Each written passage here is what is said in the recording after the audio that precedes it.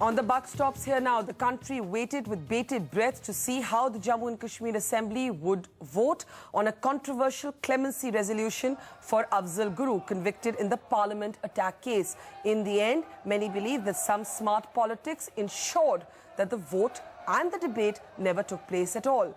The PDP accused the National Conference and the Congress of scuttling that debate. But perhaps many people in Delhi were relieved, and even in government were relieved, that that vote never happened.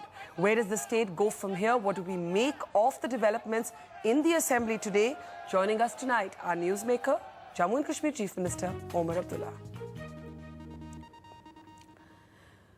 Omar, people who have observed the state closely and the debate today closely would and could make the argument that it was some really smart politics, that the uproar that we saw in those images of the Assembly were not directly connected to Afzal Guru. They were connected to a tangential issue of cross-voting, but it was a clever strategy to actually put the entire Afzal Guru issue permanently on the back burner. Well, I'm honestly not sure how to react to that, because I mean, the same people who called me an idiot for creating this controversy by tweeting about it are now giving me credit for bringing the BJP and the Congress together to enact a strategy that I'm supposed to have scripted.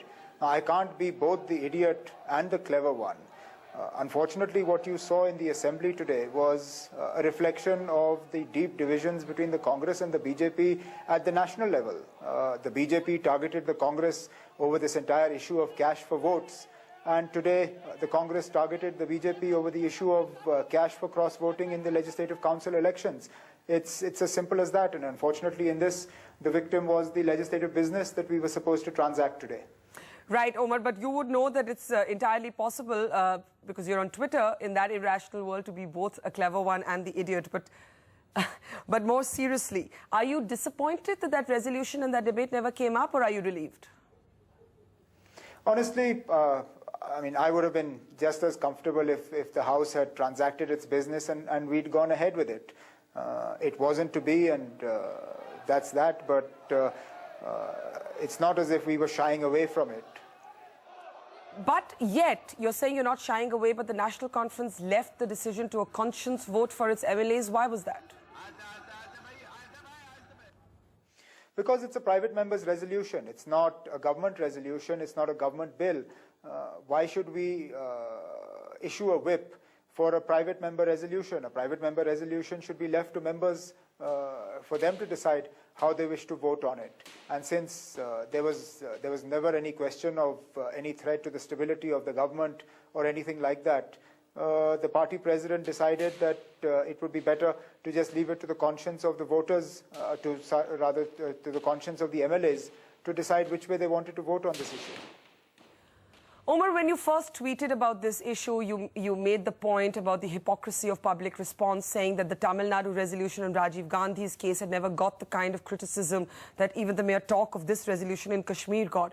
But now that that is behind you, are you apprehensive about the Afzal Guru hanging?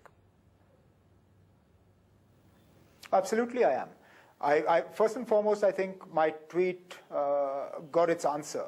The fact is that Jammu and Kashmir is held to an entirely different standard than the rest of the country.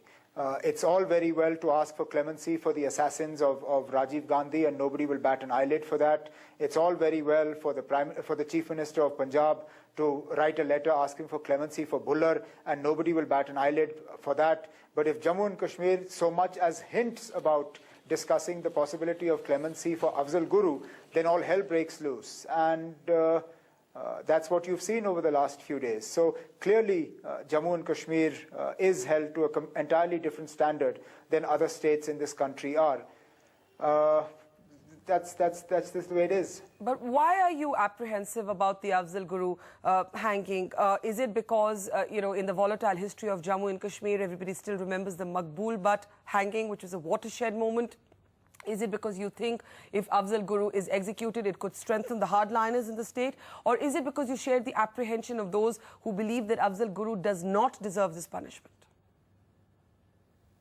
I think it's a combination of both. Actually, it's really threefold. One, my own personal feeling is that I'm not in favor of the death penalty as a punishment. I believe life in prison is a much better option, one.